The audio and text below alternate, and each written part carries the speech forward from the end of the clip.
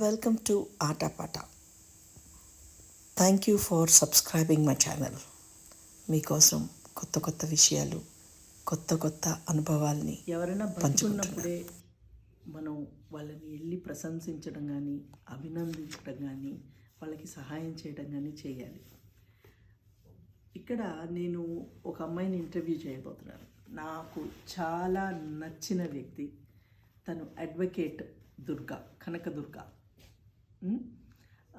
ఈ అమ్మాయి గురించి ఎందుకు నేను ఒక చిన్న రీల్ చేయాలి అనుకుంటున్నానంటే, తను సావిత్రి గారి ఫ్యాన్, తర్వాత సౌందర్య ఫ్యాన్, దాని తర్వాత రమాప్రభ గారు ఇప్పుడు ఆవిడ బతికున్నారు అని చెప్పేసి ఆవిడ్ని ఎక్కడున్నా కలిసి ఆవిడని అభినందించాలి అనేసి తను తీసుకున్న ఒక చిన్న మూవ్ ఎంత ఒక గొప్పగా అనిపించిందంటే, నాకైతే మనిషి ఇలా ఉండాలేమో అని అనిపించింది. ఎందుకంటే వాళ్ళు బతుకున్నప్పుడే మనం ప్రశంసించాలి, అభినందించాలి. వాళ్ళు చచ్చిపోయిన తర్వాత వాళ్ళు ఇంత అంత అని మనం చెప్తే అది వాళ్ళకి చేరదు, వేస్ట్.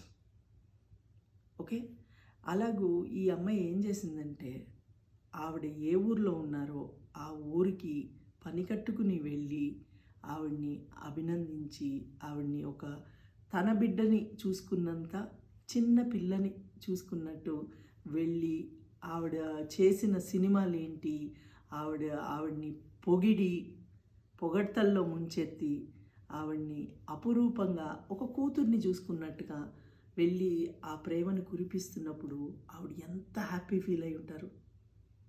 నిజంగా నేను ఆ వీడియో మొత్తం చూశాను. నేను అరే సినిమా వాళ్ళం వేయండి, మనమంతా చేయలేని పని ఈ పిల్ల చేసింది అనిపించింది. ఎందుకంటే it was not an interview, it was so beautiful. ఆవిడ రమాప్రభ గారు ఎంతమందిని ఎన్నిసార్లు నవ్వించుంటారు, ఎన్నిసార్లు కన్నీళ్లు పెట్టించుంటారు తన పాత్రల్లో నటన ద్వారా. ఆవిడ ఇంత గొప్ప సేవ చేశారు. ఆవిడ ఇప్పుడు వృద్ధాప్యంలో ఉన్నారు. ఆవిడని ఆవిడ మన దగ్గరికి రాలేరు అన్నది తన దృష్టిలో పెట్టుకుని తను పెద్ద అడ్వకేట్ అయ్యుండి కూడా తను టైం తీసుకుని ఆవిడ్ని వెళ్ళి ఆనందపరిచి, ఆ ఇంటర్వ్యూ లింక్ నేను పెడుతున్నాను, షేర్ చేస్తున్నాను. మీరందరూ కూడా చూసి ఆనందించండి. వీలైతే మానవత్వంతో అందరూ ఇలా ప్రవర్తిస్తే ఎంత బాగుండు అనిపించింది నాకు. Really it's a fabulous gesture. So now you tell me, she is Kanakadurga.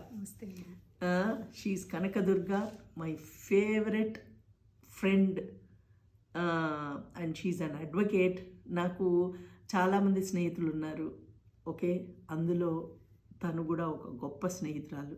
అంటే ఒక డాక్టర్ స్నేహితురాలు ఉంది, అలాగూ ఇప్పుడు ఒక అడ్వకేట్ స్నేహితురాలు కూడా ఉంది.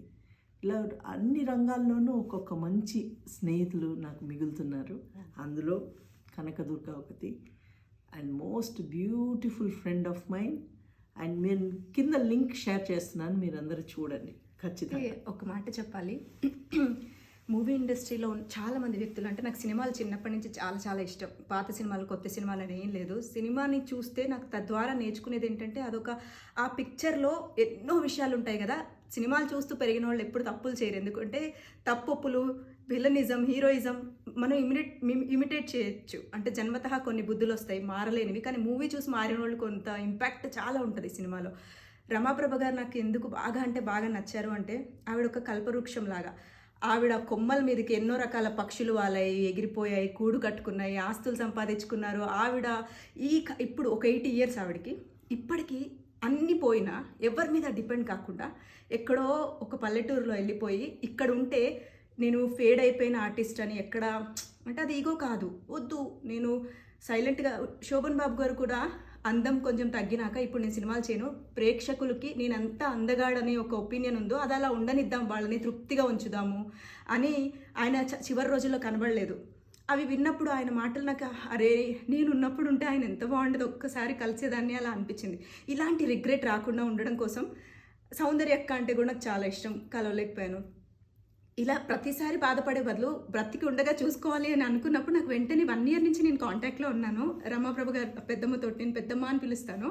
ఆవిడ అడిగారు, దుర్గా నేను ఉన్నప్పుడైనా వస్తావా? అప్పుడు నాకు ప్రాణం ఇలా పిసికినట్టు అనిపించింది. అరే ఎంత మాట అని చెప్పి హాఫ్ అన్ అవర్లో డిసైడ్ అయ్యాను వెళ్ళాలి అని. నేను ఒక్కదాన్ని కారులో సూట్ కేసులో బట్టలు వేసుకున్నాను.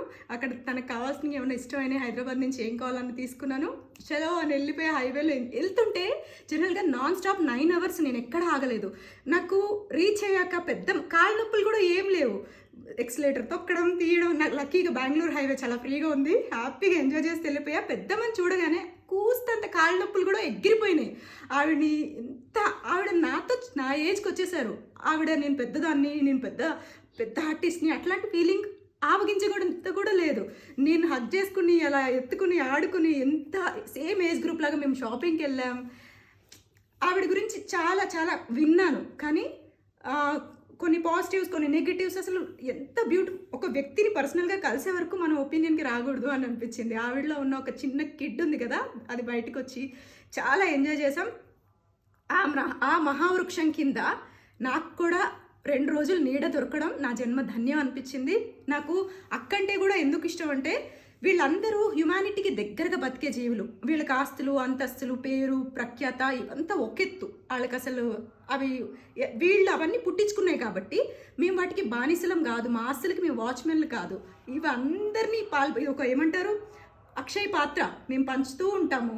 అది మాకు ఆటోమేటిక్గా మాకు కొంత ఉంటుంది. ఈ నేచర్ వీళ్ళు బేసిక్గా నేనేం ఫీల్ అవుతున్నానంటే, మనము అన్ని వేళలా ఖర్చు పెట్టడానికి మన దగ్గర డబ్బులు ఉండకపోవచ్చు, కానీ ప్రేమ ఉంటుంది. ప్రేమ ఎప్పుడు ఖర్చు పెట్టినా సరే నువ్వు ఎంత ఖర్చు పెడుతున్నావో అంత తిరిగి వచ్చేస్తూ ఉంటుంది. సో డబ్బులు మన దగ్గర ఈరోజు ఉంటాయి, రేపు ఉండకపోవచ్చు, కానీ ప్రేమ మటుకు ఎల్లప్పుడూ ఉంటుంది. దాన్నే ఖర్చు పెడదాం. అది మానవత్వంతో మెలిగినప్పుడు మరింత ఆనందం పొందుతూ ఉంటాం. దానికి Durga played a major role. And I really appreciate Durga for going and visiting Rama Prabha garu. Thank you. And this time even I want to go and visit her. ఆవిడని ఏంటంటే నేను ఆవిడతో కలిసి వర్క్ చేశాను. వర్క్ చేస్తున్నప్పుడు ఆవిడ ఒక fridge చిన్న బుల్లి ఫ్రిడ్జ్ అనమాట. ఆ ఫ్రిడ్జ్ ఎంత బాగుంది అని అంది. నిజంగా నాకు అప్పుడు ఆవిడకి ఇచ్చేయాలనిపించింది, బట్ ఇచ్చేయడానికి అంత స్వేచ్ఛ లేదనమాట నాకు. కానీ ఈనాటికి కూడా ఆ ఫ్రిడ్జ్ని చూస్తే ఆవిడ ఇష్టం అలా అద్దుకుని ఉంది దానికి.